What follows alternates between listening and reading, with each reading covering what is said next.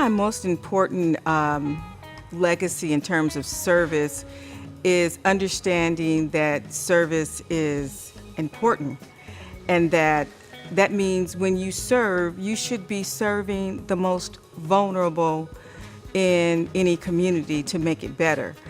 And when I worked for Senator Wyden, I did a lot of community work, working with seniors and young people, trying to improve educational outcomes, give them opportunities to be exposed to government. So I made it my business to make sure that I always stayed in touch with seniors, with young people, and made sure that I fought for people of color to have access and opportunity.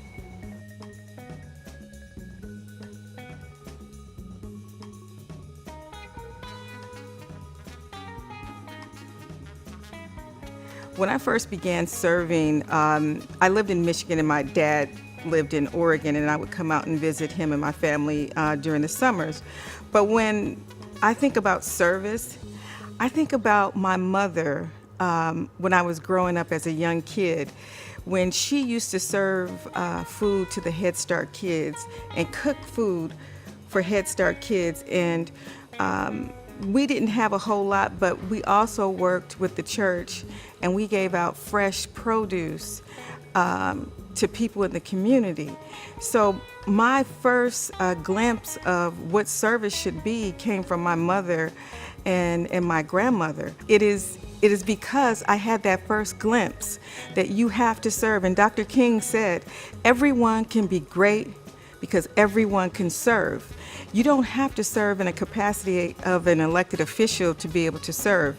And so for me, doing our pancake breakfast with seniors and making sure that Head Start kids have computers who wouldn't ordinarily have them, and I had a program at Multnomah County to do that. Those things came natural to me to be able to have those alliances because that's what I knew when I grew up.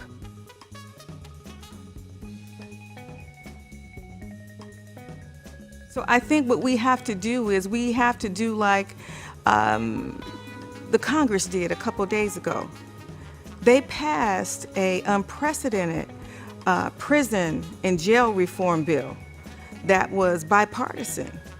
Now, this bill has been running around ever since President Obama, but he made it so that people were paying attention, that we have a militarization of our police, and that our jails are filled with black men and brown men who, for not having the right address, that they were put in a position where they were jailed.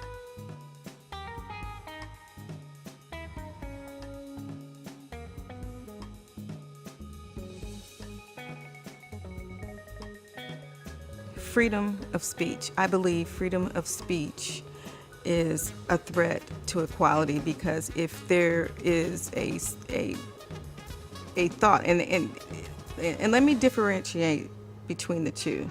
There is hate speech, and then there is freedom of speech. And I think being able to have the freedom to talk about ideas and to express and demonstrate what you think a community should have or should be, that we should be able to say those things.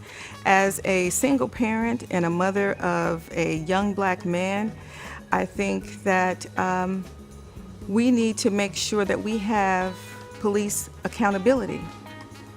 There's a difference between public safety in a community and police accountability.